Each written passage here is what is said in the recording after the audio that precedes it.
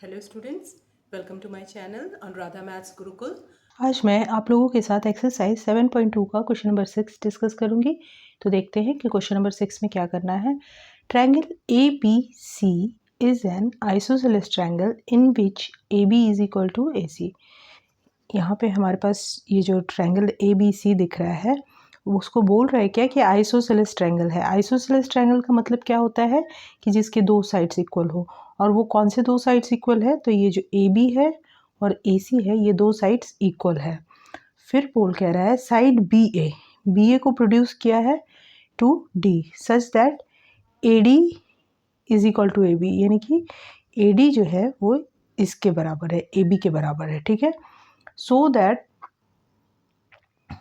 Angle B C D is a right angle, यानी कि हमको क्या शो करना है कि एंगल बी सी डी जो है ना वो राइट एंगल है। इसका मतलब कि वो 90 डिग्री है। ठीक है, इसको हमको शो प्रूव करना है कि ये 90 डिग्री है। ठीक है, तो अब हम इसको कैसे करेंगे ये देखते हैं। तो यहाँ पे जो ए बी सी जो है वो ट्रायंगल इक्वल आइसोसेलेस ट्रायंगल है जिसमें A B is equal to A C है और A B is equal to A D भी है। तो अगर ए डी ए बी के बराबर है तो ए डी ए सी के भी बराबर होगा, क्योंकि ए बी जो है is equal to A C है और बोल रहा है A B is equal to A D है। ठीक है, तो इस दोनों से हम कह सकते हैं कि तब ए सी जो है वो is equal to A D हो जाएगा। ठीक है, तो इसका मतलब है कि जो ट्रायंगल ए डी सी है ये भी एक आइसोसेलेस ट्रायंगल हो जाएगा जिसका साइड्स ए डी और ए सी इक्वल होगा। ठीक है, ये तो समझ में आया। अब हम क्या करेंगे कि इसको प्रूव करने के लिए सबसे पहले ना सारे एंगल्स को नाम दे देते हैं। ठीक है, जैसे यहाँ पे 1 2 3, ठीक है, 4 5 6, ये सारे एंगल्स का हमने नाम दे दिया ताकि आसानी से हम लिख सकें एंगल्स को। अब अगर हम इन ट्रायंगल ए बी सी लेते हैं तो यहाँ पे हमको पता है कि एंगल 1 जो है वो एंगल 2 के इक्वल होगा। क्यों इक्वल होगा? क्योंकि angle opposite to equal sides are equal. अब ए बी के अपोजिट एंगल 2 है और ए सी के अपोजिट एंगल 1 है और ये दोनों साइड्स इक्वल है, इसलिए ये दोनों angle 1 is equal to angle 2 हो जाएगा। तो हम लिख लेते हैं in triangle A B C angle 1 is equal to angle 2। क्यों होगा? क्योंकि angle opposite to equal sides are equal. ठीक है, अब इस ट्रायंगल में angle 1 plus angle 2 plus angle 3, ये कितना हो जाएगा? ये हो जाएगा 180 के बराबर। ठीक है, और हमको पता है कि एंगल 1 और एंगल 2 जो है वो इक्वल है। तो यहाँ पे हम किसी एक को के टर्म में इसको लिख सकते हैं 2 इंटू एंगल 1, क्योंकि वो एंगल 1 प्लस एंगल 1 2 एंगल 1 हो जाएगा, या 2 एंगल 2 लिख सकते हैं। तो यहाँ पे हमको एंगल बी सी डी को प्रूफ करना है 90 डिग्री, तो इधर साइड के एंगल के टर्म में हम लिखते हैं, यानी कि angle 1 is equal to angle 2 है तो 2 of angle 2 plus angle 3 is equal to 180 degree. ठीक है, ये हम लोगों ने लिख लिया। इसको हम इक्वेशन 1 मान लेते हैं। इसी तरह से अब क्या होगा, अब हम लेंगे इन ट्रायंगल ए डी सी। कौन से ट्रायंगल में?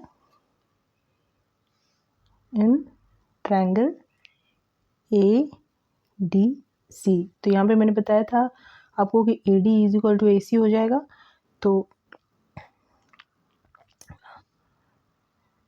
इस ट्रायंगल का नाम लिख लेते हैं 4, 5 और 6 था, है ना। ये था 1, 2 और 3। तो 4, 5 और 6 है, तो यहाँ पे angle 5 is equal to angle 6 हो जाएगा।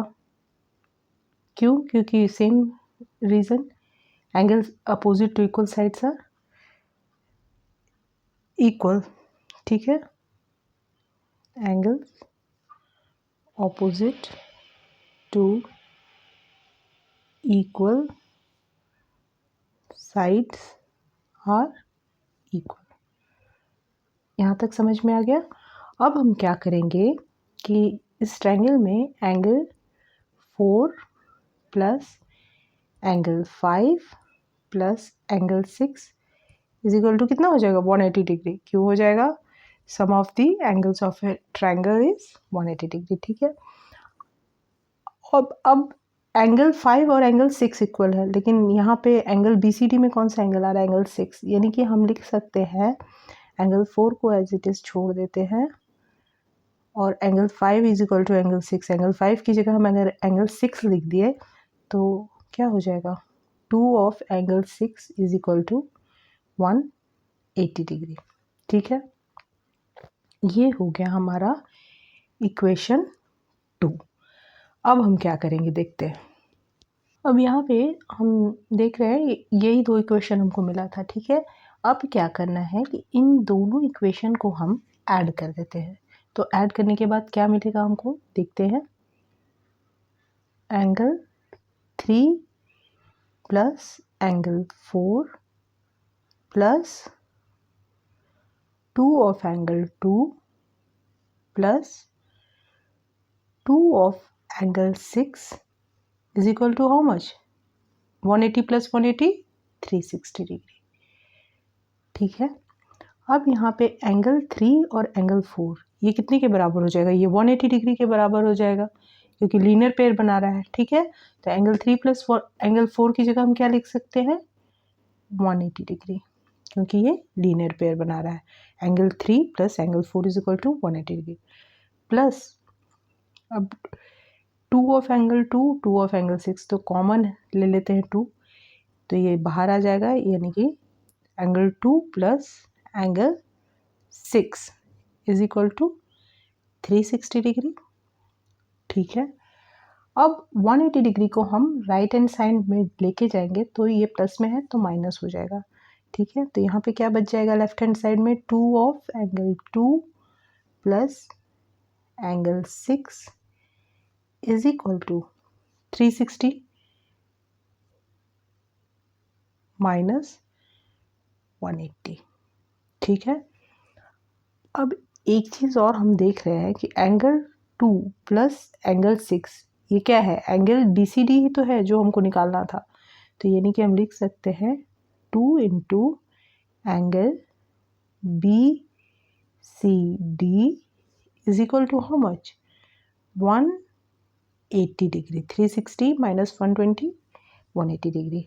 अब 2 इंटू एंगल BCD है, तो 2 को हम राइट हैंड साइड में लेके जाएंगे तो डिवाइड कर देगा 180 को, यानी कि angle BCD is equal to क्या हो जाएगा? 180 डिग्री डिवाइडेड बाय 2। अब 180 डिग्री डिवाइडेड बाय 2 क्या हो जाएगा? 90 डिग्री। तो angle BCD is equal to क्या आ गया? 90 डिग्री। यानी कि ये प्रूव हो गया कि angle BCD is a right angle triangle, sorry angle BCD is a right angle, क्योंकि ये angle BCD is equal to 90 degree आ गया, ठीक है। अच्छा लगा तो प्लीज़ लाइक करें, शेयर करें और सब्सक्राइब करें।